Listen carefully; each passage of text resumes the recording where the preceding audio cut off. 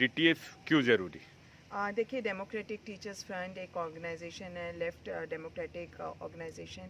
और मैं देख रही हूँ कि लगातार, और मेरा जो अपना एक्सपीरियंस है 2006 से मैं एक्टिव मेंबर की तरह जुड़ी हुई हूँ, कि हम लोग जो पब्लिक फंडेड इंस्टीट्यूशन है, पब्लिक फंडेड एजुकेशन है, उसके लिए हम लोग कमिटेड हैं। हम सबको, जो हम हाशिए पे खड़े लोग हैं, उनको इंक्लूड करने के लिए कमिटेड हैं। और हम समझते हैं कि ये पब्लिक फंडेड इंस्टीट्यूशंस बचने चाहिए, वो जो हमारी कॉन्स्टिट्यूशनल वैल्यूज़ हैं वो बचनी चाहिए। और डेमोक्रेटिक टीचर्स फ्रंट ने बार बार टीचर्स की सर्विस कंडीशन और जो प्रोग्रेसिव आइडियाज़ को बढ़ाने का काम कैंपस पे किया है। तो डेमोक्रेटिक टीचर्स फ्रंट एक इम्पॉर्टेंट ऑर्गेनाइजेशन की ओर, और डूटा को स्ट्रेंथन करने के लिए बार बार जो ऑर्गेनाइजेशन अपना टाइम देती है, उस तरीके की एक ऑर्गेनाइजेशन के रूप में आई है। बतौर डूटा प्रेसिडेंट के लिए क्यों ज़रूरी है आभादेव का होना? देखिए, मैं ये समझती हूँ कि एक कलेक्टिव होना ही ज़रूरी है। और आभादेव हबीब एक एक्सपीरियंस 15 साल का मुझे ट्रेड यूनियन मूवमेंट के साथ रहा। लेकिन कोई एक व्यक्ति सबसे इम्पॉर्टेंट नहीं होता, पर वो एक व्यक्ति या हमारी ऑर्गेनाइजेशन किस चीज़ के लिए, किन मूल्यों के लिए लड़ रही है, मैं समझती हूँ वो ज़्यादा इम्पॉर्टेंट है। और आज जिस मूल्य के लिए हम लड़ रहे हैं वो ये कि हमारे टीचर्स बचेंगे कि नहीं बचेंगे, सिस्टम में वर्कलोड का क्या होगा, ये जो बदलाव नेशनल एजुकेशन पॉलिसी लेकर आई है, उस बदलाव में पब्लिक फंडेड इंस्टीट्यूशंस का क्या होगा, दिल्ली यूनिवर्सिटी का क्या होगा, और जो यहाँ पर अगर नौकरी लगेगी कैसे लगेगी, क्या ट्रांसपेरेंसी होगी नहीं होगी, हमारे साथी जो एब्जॉर्प्शन मांग रहे हैं और डूटा की लगातार 2 साल की डिमांड है, उसको हम कैसे आगे ले जाएंगे। तो डेमोक्रेटिक टीचर्स फ्रंट ने बार बार पैन इंडिया मूवमेंट्स बनाए हैं, चाहे वो एपीआई के खिलाफ प्रमोशन के लिए लड़ना हो, चाहे फेडकुटा एआई फैक्टो को साथ लेकर सरकार के ऊपर लगातार इसके ऊपर मूवमेंट बनाया है।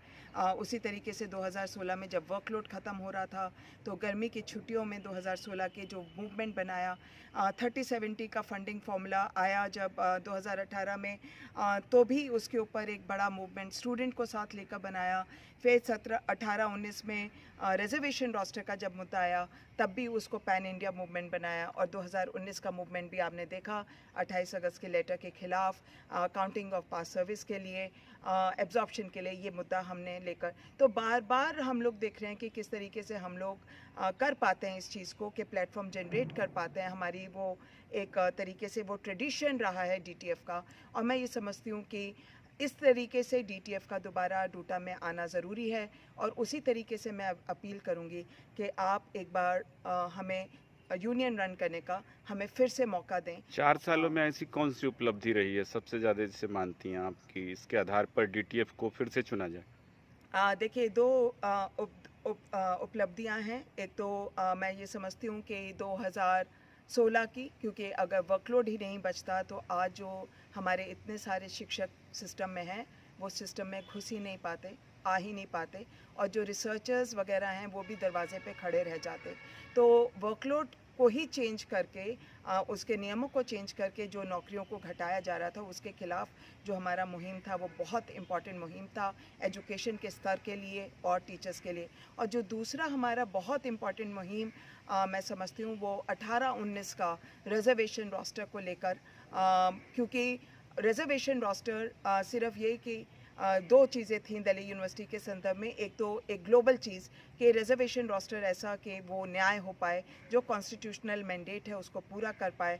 और खुद ही यूजीसी का 2006 में ये कहना था, 7 में कहना था कि डिपार्टमेंट वाइज रोस्टर उसको प्रतिशत को पूरा नहीं करता, इसलिए हम 200 पॉइंट रोस्टर की ओर चले।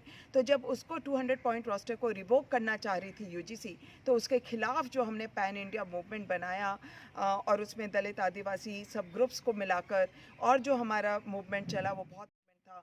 उसकी वजह से एक और चीज़ जो हो पाई कि अगर वो चेंज हो जाता, तो यहाँ पर इतने भारी संख्या में टीचर्स का डिस्प्लेसमेंट होता, क्योंकि 2013 से लगातार एक रोस्टर के नियम के तहत हम लोग 200 पॉइंट रोस्टर से टीचर्स का अपॉइंटमेंट कर चुके थे, लगा चुके थे। तो अगर रोस्टर में ही बदलाव आ जाता, तो हम एक ब्लड बाथ तब भी देखते कि तमाम टीचर्स का डिस्प्लेसमेंट हो जाता।